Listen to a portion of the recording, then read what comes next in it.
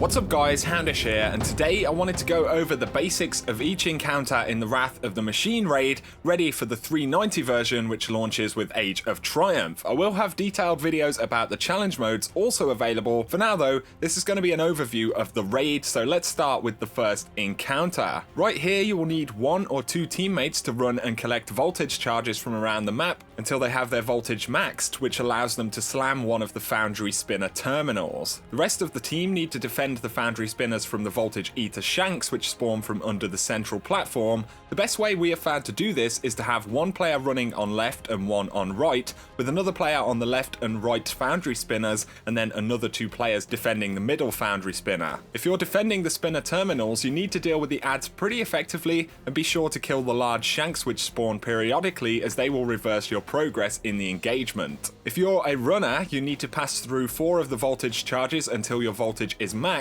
at which point you can slam one of the Foundry Spinners in order to charge it. It doesn't matter which one you slam, every time you slam a spinner terminal it will count, so you can do the same one or a different one each time. If you are running though, be aware of Vosik teleporting, as he does occupy the spaces that you'll need to run through. You need to repeat the process of slamming the terminals until they are fully charged, and then you will see the notification that Foundry Spinners produce Sieva charges. Your team needs to throw the Sieva charges at Vosik to remove his shields and make him vulnerable to weapon damage. Once his shield is off, you can DPS until he brings the shield back up, at which point you repeat the process, charging the Foundry terminals until they produce Sieva charges. You're going to pretty much do this in 2 phases every time. Once his health is very low, he will become immune and slowly teleport away. You'll need to fight him again in the next encounter. So now we have the actual Vosik boss fight. In this fight you will also need to take his shields off by using Sieva charges. Sieva charges will be produced in 2s, so 2 on the left, 2 on the right and 2 on the center on each round. To start the fight you need to clear waves of ads on each side until the first wave of Sieva charges is dropped. Be sure to kill the ads quickly on each round so that you can get your charges thrown safely and quickly. Once the first wave is down, you'll have 2 charges on each side. It's best to have a player check with the team that each side is clear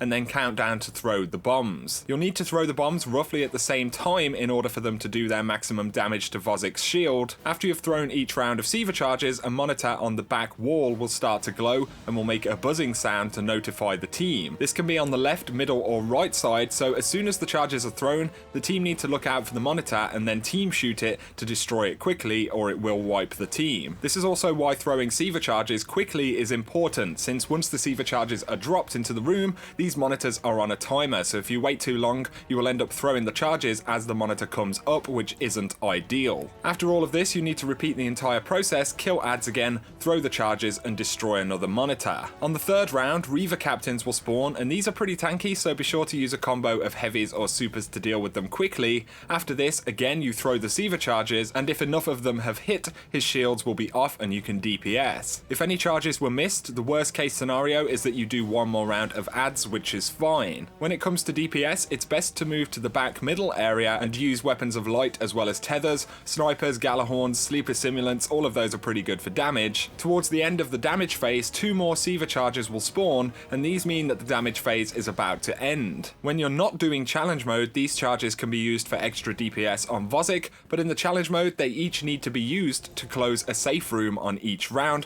which I will cover in depth in another video. Once the damage phase is over, you will see a notification that reads Sieva density is critical. Now your team will need to use one of 2 safe rooms which are lit up on the left or right side of the room. The available safe rooms will light up with a yellow glow, and you need to get everybody in the team into one of those rooms and then shoot the switch next to the door to close it and survive the Sieva density. When Vosik's damage phase is coming to an end, if you have 2 designated players move towards the front of the platform, 1 to look left and 1 to look right, you can get a clear view of each room, and the rooms are completely random, so you'll be able to call out from this position very quickly which one the team needs to go to. Once all of this is done and you've survived the critical Sieva density, you can simply repeat the Sieva charge phases until you can DPS again. You can take as many rounds as you need, or at least until you've used every room up, at which point you must kill him or he will wipe the team, as there is no longer a way to survive the critical density. Again, challenge mode is something that I will cover separately. Up next we have the Siege Engine or Death Zamboni encounter. In this fight, the Siege Engine will be steaming towards the team. In order to survive this, you need to shoot 3 nodes on the front of the engine, which will break rake a section of it away, allowing the team to jump on board the machine. When you start the round, the siege engine will begin moving forward. On top of this, a lot of adds will spawn in. If you have the entire team move to the back wall here, you can drop a Blessing of Light bubble on the ground against the shipping container, which offers the team some cover from the adds in order to shoot the siege engine. Standing on top of the container, the team will be able to snipe the turrets on the front left and right of the engine. Once both of these are destroyed, the core of the engine will be exposed, which again you need to shoot until it is destroyed. The bubble will offer you some cover and protection from the adds, but on top of this I recommend dropping a tether and perhaps even having a Stormcaller to clear some of them out. Once you've done enough damage, the siege engine will suffer a hull breach which removes the panels on the left hand side of the engine. At this point the team need to jump aboard before the engine reaches the wall at the end of the first section. While you're on top of the siege engine, it will break down the wall, allowing the players to jump down and continue with the fight. At this point the siege engine becomes stationary again and you need to collect engine parts which drop at the end of the wall up ahead. Be careful as you approach though, fallen skiffs will spawn in and drop waves of adds. The first is at the very back right here, so you can stay safe on the low side until the ship has dropped the adds, and again utilize tethers to get everything killed. Once the adds are down, another skiff will spawn behind you, and I recommend that you tether here again before picking up any of the parts and take those adds out. Once everything is relatively clear, 3 players can each pick up a piece of the siege engine, and you need to slowly push forward, clearing adds and moving these parts closer to the machine. There's no need to rush here, you will need to use a lot of supers to deal with the barrage of adds as you go.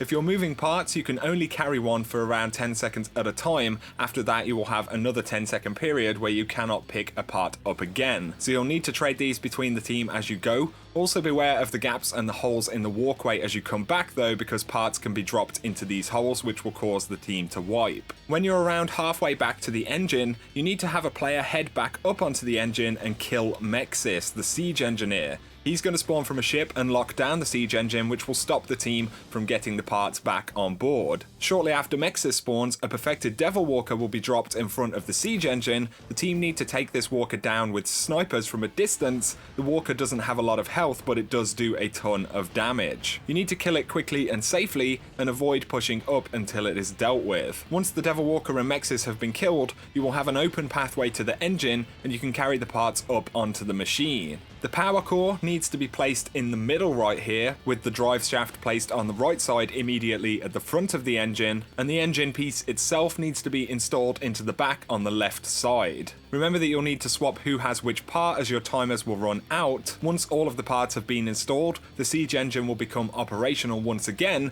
and continue moving forward. It will destroy the last barrier and then eventually fall off the wall, so once the barrier is down, just jump off the front and you can drop to the island below where you collect your loot. It's a tricky encounter, but equally pretty fun. Finally, we have Aksis Phase 1. In this fight, 3 players need to throw Sieva charges at Sieva containment cores placed at the front of Aksis, and another 3 players need to use cannons to destroy servitors. You'll need 1 player on each side of the room to throw Sieva charges, and another player to take the cannon on each side. Start the encounter by killing adds in 2s on each side. Once you've cleared enough adds, a captain will spawn from the door on each side, which you need to take out to acquire the cannon. Before approaching the captains though, you need to ensure that the adds are cleared, and you also need to destroy the turret on each side. It's best to kill the turrets just before you kill the captains, as that will mean that they are down for when you're actually fighting the captains. The turrets do respawn over time, so players on each side need to be aware of them throughout the fight, as they can kill you very quickly. Once everything is down, you can assault the captains with swords or other heavy weapons. Be sure to use your supers on them too if you need to. They do a lot of damage, and if a super is going to allow you to kill it safely, then go ahead and use it. The captains will drop a cannon when killed, which corresponds to their elemental type, so solar,